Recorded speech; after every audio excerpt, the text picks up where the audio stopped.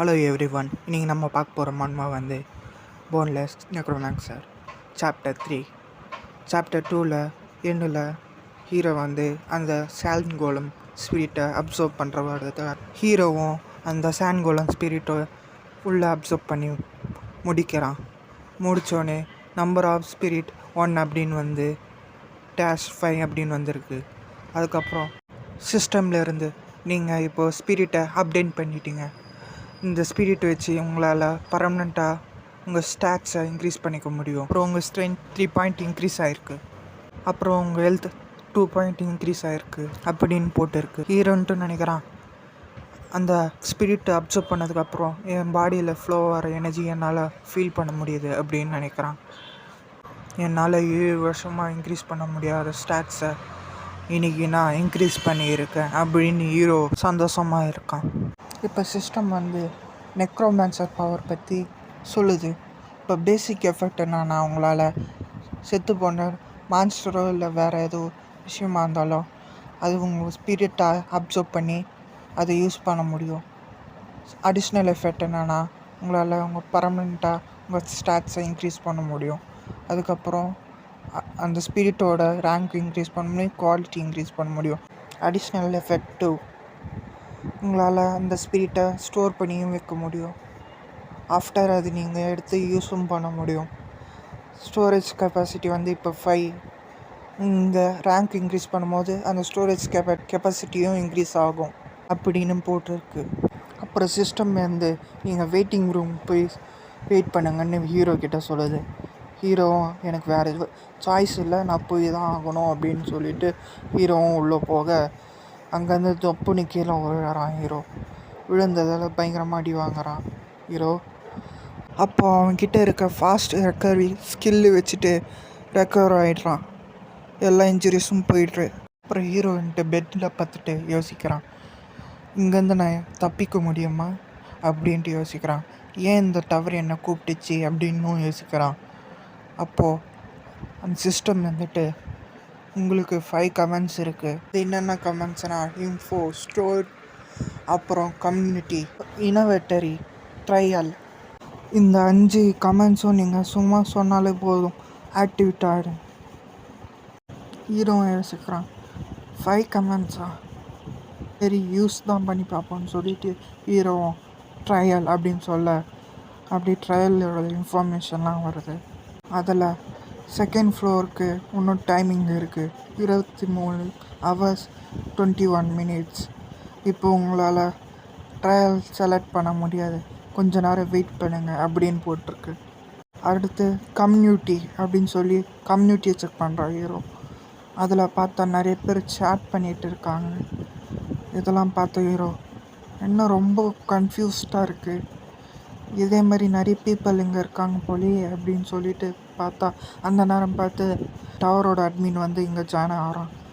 ஹீரோக்கும் டவுட்டாக இருக்குது, அட்மின் அப்படின்னு யோசிக்க போது அந்த admin first floor tutorial clear பண்ண எல்லாருக்கும் நான் ஒரு இம்பார்ட்டன்ட் விஷயம் சொல்லணும் அப்படின்னு சொல்கிறான். இதுக்கு டுட்டோரியல் ட்ரையலில் கிடைச்ச பாயிண்ட்ஸை எப்படி யூஸ் பண்ணணும்னு நான் சொல்லித்தர போகிறேன். ஃபஸ்ட்டு அது ஒரு கரன்சி. அந்த கரன்சி நீங்கள் டவரில் எங்கே வேணாலும் யூஸ் பண்ணிக்கலாம், இல்லைன்னா வேறு யாருக்குனாலும் கொடுக்கலாம், இல்லைன்னா ஸ்டோர்லேருந்து நீங்கள் எதுனாலும் பை பண்ணிக்கலாம். நீங்கள் எதுவும் பண்ணுறதானாலும் பாயிண்ட்ஸ் வச்சு தான் பண்ண முடியும் அப்படின்னு சொல்கிறான் அட்மின். ஏன் தண்ணி வேணும்னாலும் கூட பாயிண்ட்ஸ் தேவைப்படும். ஒரு பாயிண்ட்ஸ் இல்லைன்னா சிங்கிள் ட்ராப் கூட உங்களுக்கு தரப்படாது அப்படின்னு சொல்கிறான் அட்மின். அப்படி உங்களுக்கு பாயிண்ட்ஸ் தேவைப்படுதுன்னா நீங்கள் ட்ரையல்ஸ் எல்லாம் கம்ப்ளீட் பண்ணணும்.